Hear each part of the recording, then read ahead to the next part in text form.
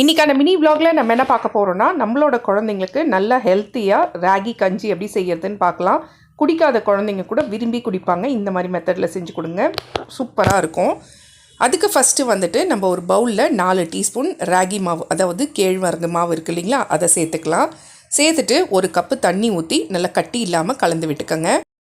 இப்போ ஒரு பவுல் வச்சு அதில் ஒரு 2 கிளாஸ் தண்ணி ஊற்றிக்கோங்க. ஊற்றிட்டு இப்போ அந்த கேழ்வரகு மாவு நம்ம மிக்ஸ் பண்ணி வச்சுருந்தோம் இல்லைங்களா, அதை வந்துட்டு சேர்த்துக்கோங்க. சேர்த்துட்டு ஒரு 10 நிமிஷத்துலேருந்து 15 நிமிஷம் ஸ்லோ ஃப்ளேமில் வச்சு நல்லா அந்த மாவை வந்து வேக விட்டுருங்க. அப்பப்போ கலரிக்கிட்டே இருக்கணும், இல்லைன்னா வந்துட்டு அடிப்பிடிச்சிரும். அதனால் ஸ்லோ ஃப்ளேமில் வச்சு கலரிட்டிக்கிட்டே இருங்க. கலர் வந்துட்டு நல்ல ஒரு டார்க் ப்ரௌன் கலராக வரும். ஸோ அது வரைக்கும் நம்ம வந்துட்டு கலரிக்கிட்டே இருக்கணும். இப்போ வந்துட்டு கொஞ்சமாக ஒரு பிஞ்சு உப்பு சேர்த்துக்கலாம். ஏன்னா நம்ம நாட்டு சர்க்கரை சேர்க்கும் போது டேஸ்ட் எடுத்து கொடுக்கணும், அதுக்காக.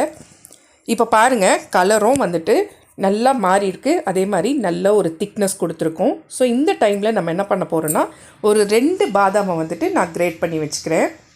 அவ்வளோதான். இப்போ வந்துட்டு கஞ்சி பக்காவாக ரெடி ஆகிடுச்சு. இந்த டைமில் நான் ஒரே ஒரு கப்பு நல்லா காசி ஆற வச்ச பாலை சேர்த்துக்கிறேன்.